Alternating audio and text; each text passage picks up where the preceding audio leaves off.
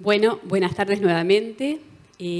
Bueno, ahora tengo el honor de presentar a la profesora y amiga Catalina Pires. Como saben, ella es profesora de Clínica Pediátrica del Departamento de Pediatría de la Facultad de Medicina de la Universidad de la República, coordinadora de la Diplomatura de Infectología Pediátrica de la Escuela de Graduados de la Facultad de Medicina, integrante del Comité de Infectología de la Sociedad Uruguaya de Pediatría y past president de la Sociedad Latinoamericana de Infectología Pediátrica. Desde hace muchos años, como muchos otros temas, está trabajando en la visualización y mejora en el diagnóstico y tratamiento de la tuberculosis, y justamente de eso, sobre tuberculosis en la pandemia, nos va a hablar ahora. Profesora, la escuchamos. Bueno, muchísimas gracias por la invitación. Agradezco a la Sociedad de Pediatría en nombre del Comité de Infectología de la SUB, en nombre de la Diplomatura de Infectología y especialmente de la Comisión Honoraria para la Lucha Antituberculosa y Enfermedades Prevalentes, porque siempre que hay una oportunidad de conversar de estos temas, es muy importante. Y agradecerles, permitirme preparar esta presentación, porque van a ver que un poco de esperanzas vamos a tener. Si uno repasa un poco, la tuberculosis es una vieja enfermedad de antes de Cristo, 3.700 años, y vamos a hablar de una enfermedad que no tiene, se diagnosticó su causa en diciembre. En ese cortito tiempo de diciembre acá estamos hablando que en el mundo hay 54 millones de enfermos y 1.500.000 fallecidos, y nuestro país tiene 4.300 casos, esto era el 15 del 11, y 73 fallecidos. Y vean qué es lo que vamos a conversar de este tema. Hablaremos de las pandemias, de la pandemia por SARS-CoV-2 y la tuberculosis, de otras pandemias, del impacto de esta pandemia actual en las enfermedades prevalentes, de la situación de la tuberculosis en el Uruguay y su impacto específicamente en niños y adolescentes, los riesgos que corremos de retrocesos en el control de la tuberculosis por esta pandemia que nos aqueja en el año 2020, qué se sabe de la coinfección de tuberculosis y SARS-CoV-2 y las oportunidades y desafíos para poner fin a la tuberculosis, que es una meta. Bueno, Mycobacterium tuberculosis es tal vez de las enfermedades que se tiene registrada como más antigua de la humanidad. Existen este padecimiento desde antes, desde la era antes de Cristo, 3.700 años, algunos lo dicen, pero como ustedes ven, ahí hay un trabajo en el que las técnicas más modernas de biología molecular han podido identificar el material genético de esta bacteria en huesos de momias egipcias. Y ustedes ven ahí cómo hay imágenes que muestran pacientes que sobrevivían al mal de Pot, y bueno, y su origen se cree que fue en micobacterias animales 6.000 u 8.000 años antes de Cristo, hasta que empieza a afectar al hombre. En contrapartida, el COVID-19, van a ver que vamos a hacer muchas cosas de semejanzas y diferencias, porque las tienen. Es tan reciente como de diciembre de 2019, y para enero del 2020 nosotros ya sabíamos que era un virus nuevo, un nuevo coronavirus. Ya sabíamos la vía de transmisión, ya sabíamos que se transmitía entre humanos y ya teníamos técnicas diagnósticas, y nos hemos acostumbrado rápidamente a ver estas imágenes del mercado en donde aparentemente se había originado, y no es que se originó, sino que ahí empezaron a estar los primeros enfermos, y estamos por ahora para saber cuál fue su origen. Pero si volvemos al tema de la tuberculosis y repasaríamos todas las pandemias que ha sufrido la humanidad, de las que se han registrado, desde empezando por la lepra, empezando por la peste, la viruela, ¿no? Que uno dice que impresionante, la peste y la viruela, puede leer mucho de eso. Y bueno, y hoy día esas enfermedades no están. Si vamos más cerca, la gripe española, las epidemias de influenza, hoy tienen una herramienta de control. El VIH, yo tengo por los años viví la emergencia del VIH y parecía que era algo incontrolable, y hoy día es una enfermedad que se trata y es una enfermedad crónica. Y entonces acá estamos en el coronavirus. Y ustedes ven que, por ejemplo, la gripe española mató entre 50 y 60 millones de personas. Y es bien, como dicen los virólogos, a veces estos problemas con los virus son hasta peores que lo peor de la humanidad, que son las guerras. Pero si ustedes ven, la tuberculosis acompañó a todas las pandemias y es una enfermedad que hasta causa anualmente 1.5 millones de muertes por año. O sea que estamos hablando de un problema que se va a sumar al que estamos viviendo ahora. Como ustedes ven acá, 1.4 millones de personas murieron en el 2019 por la enfermedad, 10 millones la desarrollaron, 3 millones no tenían el diagnóstico de la enfermedad o su enfermedad no se notificó. 465.000 personas tenían tuberculosis fármaco-resistente y 40% de ellas tuvieron tratamiento. Hay un 60% que no. Y esto tiene mucho que ver con la enfermedad en sí, pero mucho que ver con los niños. Hay progresos limitados en el acceso al tratamiento preventivo de la tuberculosis, el del que los niños lo requieren. Y por eso es que la OMS dice el acceso equitativo a diagnóstico, prevención y tratamiento y una atención de calidad son imperativos y hay que hacer medidas urgentes en este año. Entonces, ¿qué pasa con la tuberculosis, la pandemia y la sindemia? Ese término se ajusta perfectamente a esta situación, porque como queda claro, la epidemia de tuberculosis nunca ha cesado, se ha transformado en un problema por estas bacterias resistentes o por no tener tratamiento suficiente y se suma a este problema. En más de 200 países ha habido reducciones significativas de las notificaciones de tuberculosis entre un 25 y 30%, y eso es en países con alta incidencia como los que ven ahí, Filipinas, India y Indonesia. ¿Esto a qué nos puede llevar? A un aumento desmesurado de las muertes por esta enfermedad. Y todos los países han intentado mitigar el impacto del COVID-19, han recurrido a muchas estrategias, pero para mantener la asistencia de las personas con tuberculosis y controlar las infecciones, y en particular el COVID, en la atención de las mismas. En 108 países, y 21 de ellos que tenían tuberculosis con alta incidencia, se han empleado tecnologías digitales para mejorar el acceso de las personas y apoyar a distancia a las personas con tuberculosis. Y eso van a ver que en nuestro país también se hizo. ¿Y cuáles son las consecuencias que ya estamos viendo de la pandemia en relación a las enfermedades y a la tuberculosis, que son bastante comunes? Lo que ha ocurrido en muchos lados es la desatención de las enfermedades agudas y crónicas, la debilitación de las medidas de diagnóstico, tratamiento y prevención de las enfermedades prevenibles por vacunas.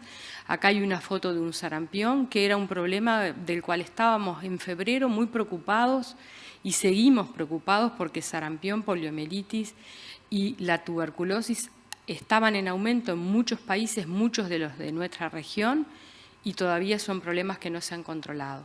En algunos países hay derrumbe de las coberturas vacunales y todo este escenario lo que hace es que puedan aumentarse los casos de tuberculosis diagnosticadas tardíamente y tratadas tardíamente, y probablemente aumente la mortalidad. Y esto tiene que ver con los niños. Una, porque van a ser personas que los van a poder contagiar si no se diagnostican, y otra, porque como van a ver, las personas jóvenes, padres de nuestros niños, le afectan la enfermedad. El impacto negativo de esta epidemia de COVID es sobre todo para el HIV, para la tuberculosis y la malaria. La malaria la vemos como muy lejos, pero es un gran problema en el mundo. Se han desviado los recursos de las investigaciones, obviamente, a las medidas de prevención y de protección del personal en medio de la pandemia. Y algo que conocemos muy bien es que el pánico de la población puede hacer que se descuide la atención de su salud y se sobresaturen los equipos sanitarios y las ayudas económicas sean paliativas. Y al paciente con tuberculosis, que requiere un tratamiento muy largo, es un problema. Estos problemas afectan, como van a ver, a los niños y a los adolescentes directamente.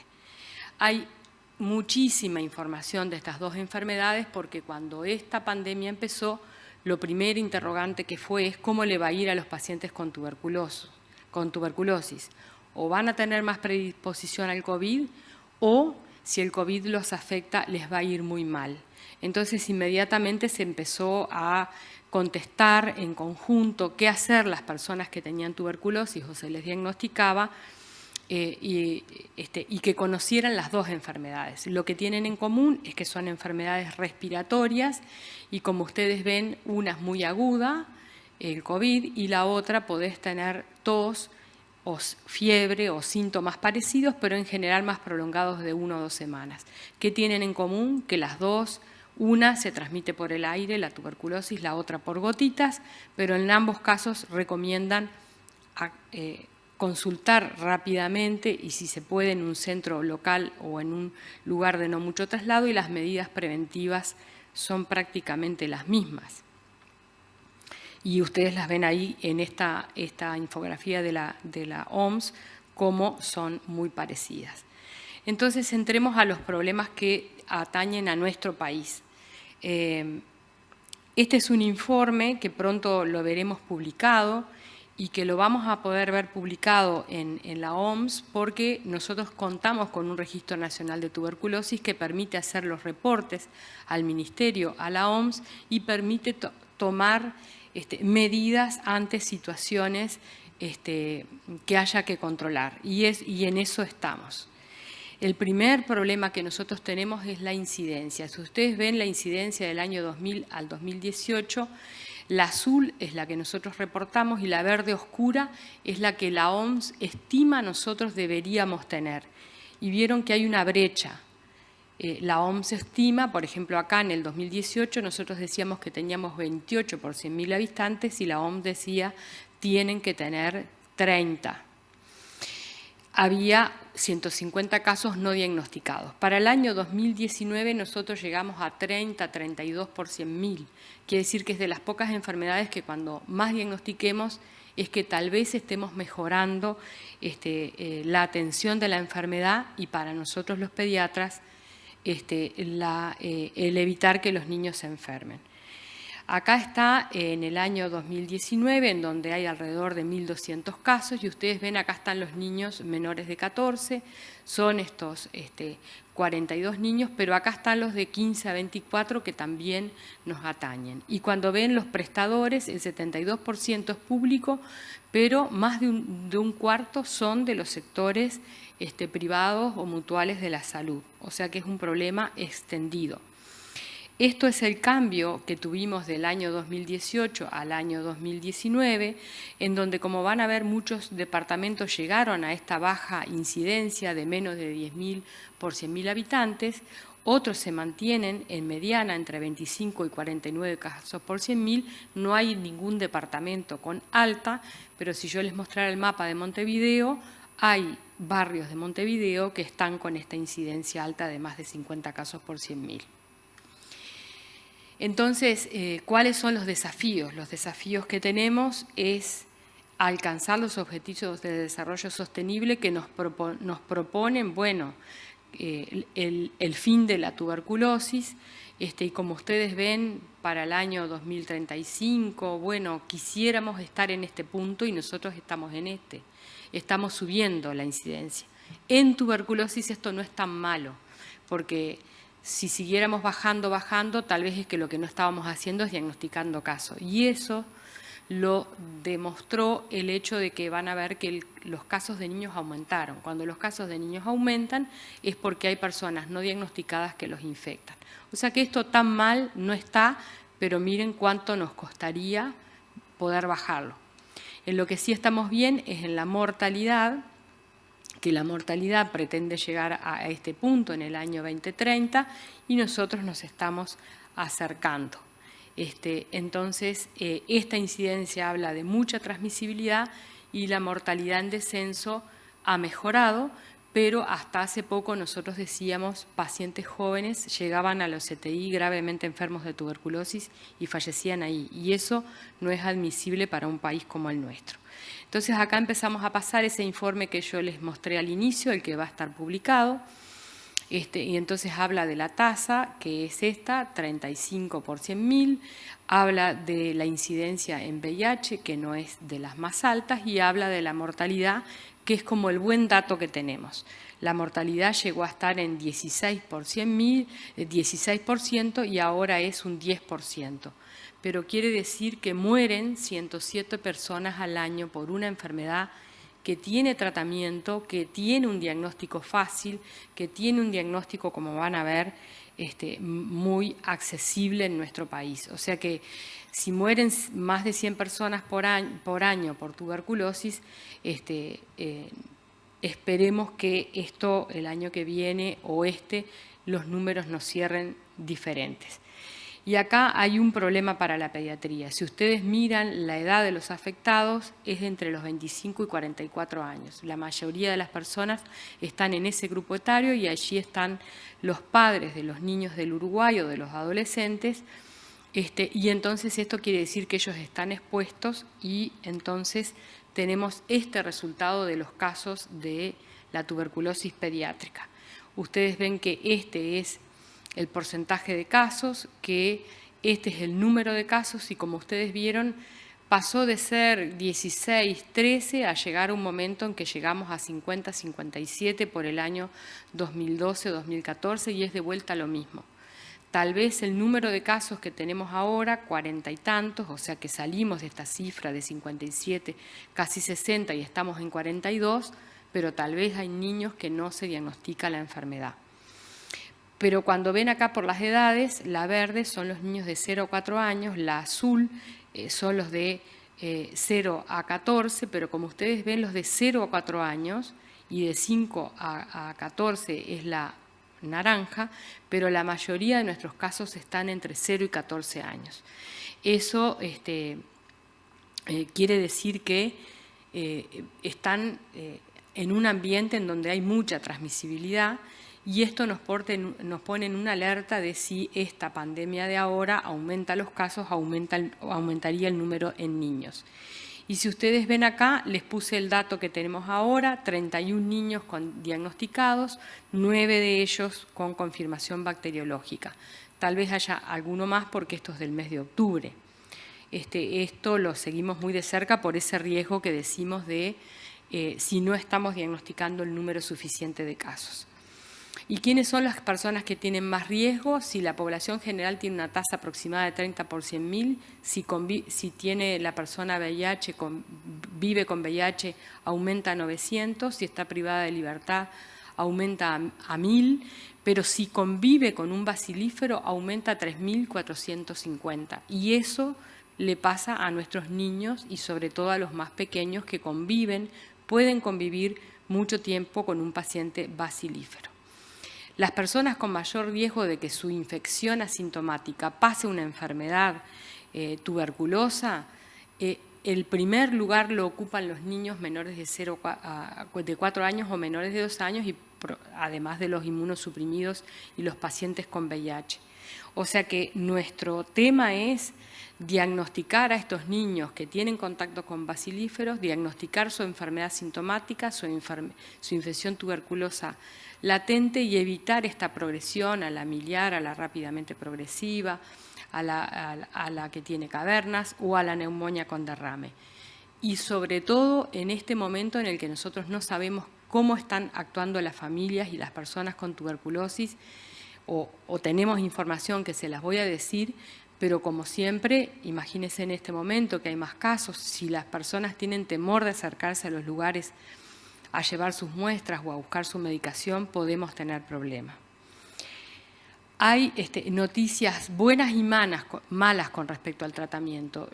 Nosotros consideramos que para el Uruguay este 72% de éxito terapéutico, que la OMS pide más de un 80%, tiene que ser perfectamente cumplible. Es cierto que el 72% se cura, pero debería de ser más de 90, porque las distancias no están, los fenómenos climáticos acá no son un problema. Le va bastante bien a las personas entonces con VIH, pero acá tenemos el problema que nos atañe a nosotros. Hay un 13% que se ha perdido el seguimiento y tal vez abandonaron el tratamiento o seguramente lo abandonaron.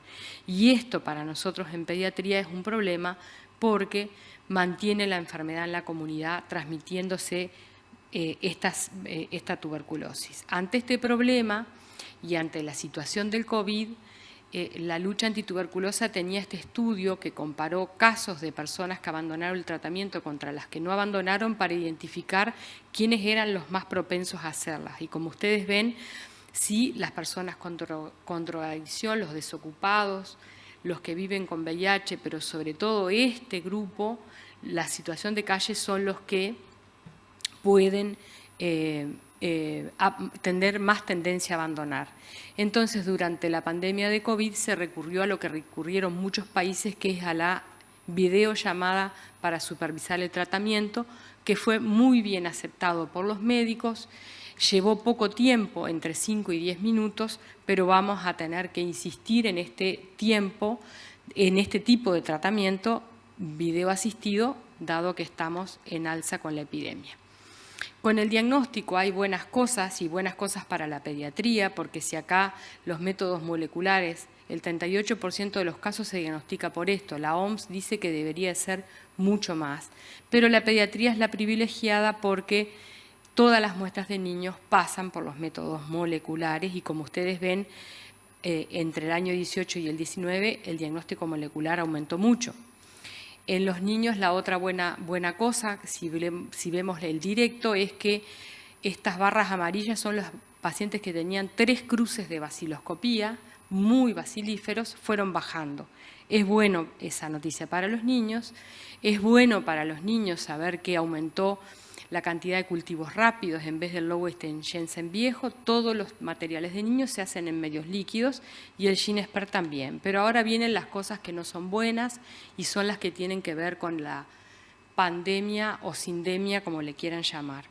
Estos son datos del Laboratorio de la Lucha, en rojo 19, en azul el 20, y ustedes ven que el número total de muestras ingresadas al sistema informático TBSOF, que es uno de los grandes avances de la Comisión Honoraria para la Lucha Antituberculosis, que creó una red de laboratorios a la que vuelcan los prestadores públicos y privados sus datos, pero ustedes ven cuántos menos muestras se han ingresado en ese registro. Quiere decir que uno diría, ¿y aquí qué pasó? La gente no consulta, no se piensa en la enfermedad porque estamos preocupados por otra cosa. Alguien podría decir, a lo mejor no se transmite tanto, pero es difícil de creer que sea así. El otro problema al que creíamos que estábamos lejos, bueno, seguimos lejos en relación a otros países del mundo, es las cepas resistentes, la multidrogoresistencia, que en nuestro país es rifampicina boisoñacida. No hay bacterias extensamente resistentes, pero vieron que en este caso, este dato es de este año, 12 pacientes tenían multidrogoresistencia y siempre se asociaban a pacientes que habían abandonado el tratamiento. Y esto sí es un problema para los niños. Este sí es un problema para los niños porque desde la profilaxis, si una mamá lo tuviera, hasta el tratamiento es un problema. El otra mala noticia es que si ustedes ven en azul el 19 y en naranja el 20, el número de casos en los que los médicos buscaban la enfermedad es menor. Un 50% de reducción de búsqueda de casos. Y ahí puede haber un problema. Sobre todo estos pacientes son tributarios, usuarios de ACE, pero hay que continuar y o implementar pesquisa en grupos de riesgo. Eso es lo que se propone. O sea que la buena noticia es que estamos abordando este problema, asegurando diagnósticos, asegurando aumentar el Ginesper, tener tratamientos farmacológicos efectivos, pero lo que atañe a la pediatría es buscar las infecciones tuberculosas latentes, tratar a las poblaciones de riesgo y en especial a los niños, trabajar mucho con los lugares de atención de estos pacientes para que contribuyan a que se adhieran al tratamiento e introducir la búsqueda de tuberculosis en esta época de COVID en los privados de libertad, los refugios institucionalizados. Hay que ser mucho más activos, capacitar al personal y aportar información de interés de tuberculosis y COVID-19 como lo que estamos haciendo ahora. Pero bueno, la gran pregunta era, ¿y los pacientes con tuberculosis se van a enfermar de COVID y les va a ir muy mal o van a estar predispuestos? Y bueno, y esa sí es una buena noticia, no hay que festejarla mucho porque no sabemos lo que va a pasar, pero fíjense que para estos 49 casos de COVID-19, tuberculosis coinfectada con COVID, mire de todos los países que son. Tuvieron que juntar de muchos países y son 49 casos, de los cuales 19 se diagnosticaron, el COVID apareció durante el tratamiento y en 14 el diagnóstico de COVID fue después que el diagnóstico de tuberculosis. Para nosotros en Uruguay, bueno, la mayoría de los pacientes eran sintomáticos de COVID y lo podían distinguir por las radiografías o las tomografías. Había imágenes de COVID, o sea que tampoco está nada bien que un paciente con tuberculosis se enferme con COVID, pero esta coinfección es extremadamente rara. Y para nuestro país, lo que tiene informado la lucha es que no tenemos por ahora ningún paciente con esta coinfección. Vieron que hace unos días se dijo que había un caso, pero ese caso no era así. Para los niños, como por suerte en esta pandemia la situación es aún mejor, si ustedes miran los primeros casos de China, estos 79 pacientes, las coinfecciones eran con virus o con micoplasma, pero acuérdense que todo era diagnóstico por PCR. O sea, que esa gran cantidad de micoplasma, vaya a saber qué era, pero la infección era con eso. En el Uruguay, de los 200, esto es el dato al 28 de octubre, de los 219 niños que teníamos sobre un total de 2.981 casos de COVID, esto era el número de casos y cada vez que el número de casos de niños aumenta es porque hay un brote. Pero en ninguna de estas situaciones, 91 de estos niños eran sintomáticos, en ninguno de estos niños son niños que estén infectados por tuberculosis, o sea que para los niños tampoco esa situación se dio. Para encontrar un reporte de caso de coinfección hay que buscar mucho. Yo puse adelante a la doctora Mariela Contreras, a la doctora Maya, a otra gente que me ayudó a buscar y de verdad para encontrar este caso, por ejemplo, que es un caso de coinfección de una meningitis tuberculosa y COVID, en la que el niño ingresó al hospital, no por síntomas respiratorios ni neurológicos, ingresó por adenomegalias cervicales y por pérdida de peso y se encontró esta infección, esta meningitis tuberculosa y esa infección por COVID. Esto es lo que ha pasado en otros países, por ejemplo en Argentina nos decían, hasta esto del COVID ha sido una oportunidad para la tuberculosis. Hay niños que los ingresan porque tienen cuadros respiratorios y estamos todos pensando en que a lo mejor tiene COVID o lo queremos cuidar más y hemos encontrado tuberculosis. Y se ve que a nosotros nos ha pasado algo parecido. Ustedes saben que la vacunación para neumococo hizo bajar la frecuencia de las hospitalizaciones por neumonía consolidante y empiema mucho. Este es el hospital de referencia pediátrico, de una tasa de 1.000 por 10.000 egresos pasó a 400 por 10.000 egresos y ahora estamos en 200 por 10.000 egresos. Aquí estábamos así y acá está desplegado en azul y en rojo, en azul el 2007, en rojo el número de casos por semana epidemiológica de niños con neumonía adquirida en la comunidad y en verde está el año 2020. Vieron que prácticamente las neumonías consolidantes y los empiemas son muy pocas, eso pasó en Argentina, pasó en Paraguay, pasó en muchos países, en el nuestro también, y uno se pregunta esto por qué es, puede ser porque no hubo influenza, seguramente porque no circuló influenza ni BRS, pero además hubo estas medidas de distanciamiento, pero para nuestro país todo esto es bastante relativo, porque la cuarentena no fue obligatoria y fue muy corta y el inicio de las clases está desde este azul hasta el celeste y sigue. Y esta situación está. Pero miren lo que pasó. De estos pocos niños que vinieron, uno era un nene de 5 años que ingresó como cualquier niño con neumonía, 72 horas de fiebre, con dolor en hipocondrio derecho, en la placa una neumonía con un derrame, que el derrame aumentó, tenía un patrón inflamatorio con un ADA de 84, con una glucosa normal, una gran cantidad de líquido y una enorme cantidad de contactos posibles contactos con tuberculosis. Así que para nuestro país en este año 2020, para el hospital pediátrico no hubo casos de COVID, pero sí hubo un caso COVID negativo, no tenía COVID, pero tenía una tuberculosis diagnosticada por la clínica, la epidemiología y el ADA. Así que uno diría que esta situación que generó alarma, genera alarma y la seguirá generando. Y uno diría que la alerta sobre el impacto negativo de esta pandemia por SARS-CoV-2 en la infección tuberculosa y en la enfermedad tuberculosa debe permanecer. Nosotros no podemos decir que porque este año no lo vimos emerger al problema, no quiere decir en tuberculosis la cosa no es cada 14 días ni cada mes. A lo mejor el año que viene encontramos las consecuencias de no haber diagnosticado y tratado casos este año. El control, lo que de lo que se ha dado a llamar en la sindemia, cuando ocurren dos epidemias o más de dos epidemias a la vez, que podría ser COVID y tuberculosis, es fundamental.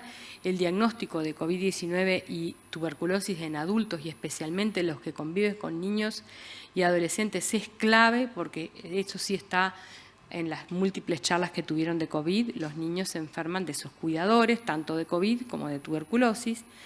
Mantener la alta sospecha clínica de tuberculosis, como vieron, es muy importante. Para captar contactos es importantísimo, y establecer quimioprofilaxis.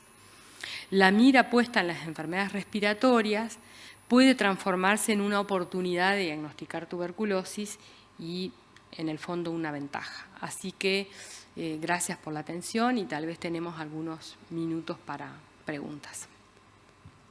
Sí, que hay que algunas leerlas. preguntas. Sí.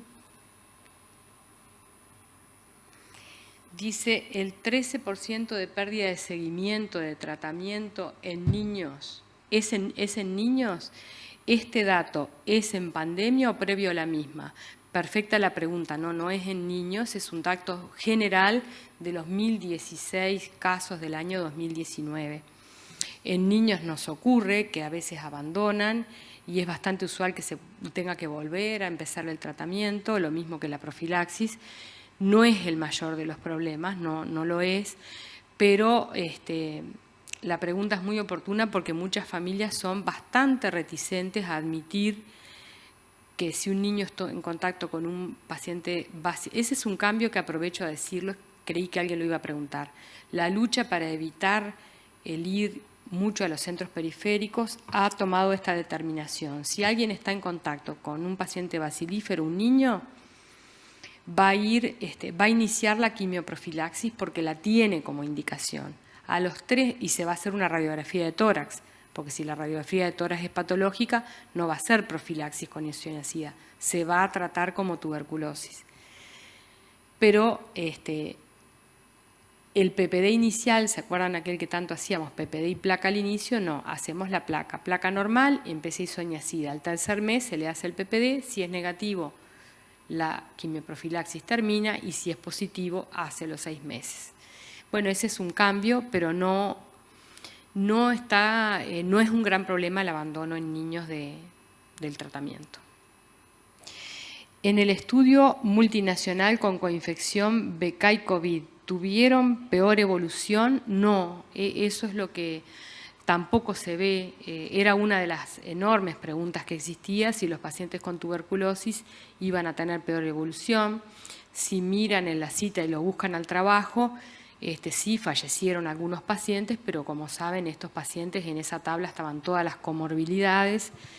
Muchos tienen HIV, muchos tienen otras comorbilidades, pero no ese enorme temor. Ustedes habrán oído 1000 veces durante estos días la tormenta perfecta. Esta era una de las tormentas perfectas que se creía, COVID y tuberculosis. Por suerte, aparentemente, por ahora, veamos qué nos pasa el año que viene, en donde tal vez COVID quede como un virus más, y esperemos que los pacientes con tuberculosis no sean un número exagerado en relación a este año. ¿Qué piensa, profesora, de volver a incorporar la vacuna de BCG a los 5 años que se retiró en el 2014? Y no sé qué después que dice. No, que llegue la pregunta, ya llegó.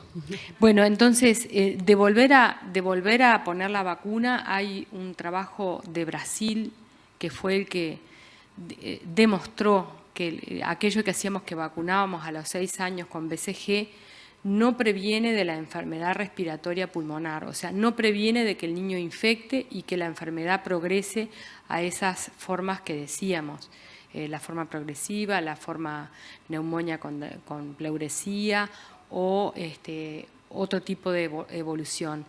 La BCG previene, está probado que en un 70-60% previene las formas diseminadas y la meningitis en el primer año de vida.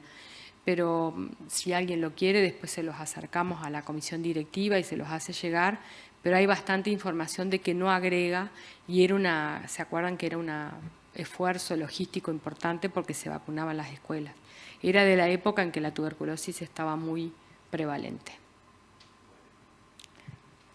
¿No hay más preguntas? Bueno, muchas gracias, profesora, por esta excelente exposición, por mantenernos al tanto de justamente esta problemática y mantenernos atentos para seguir haciendo diagnóstico y mejorando.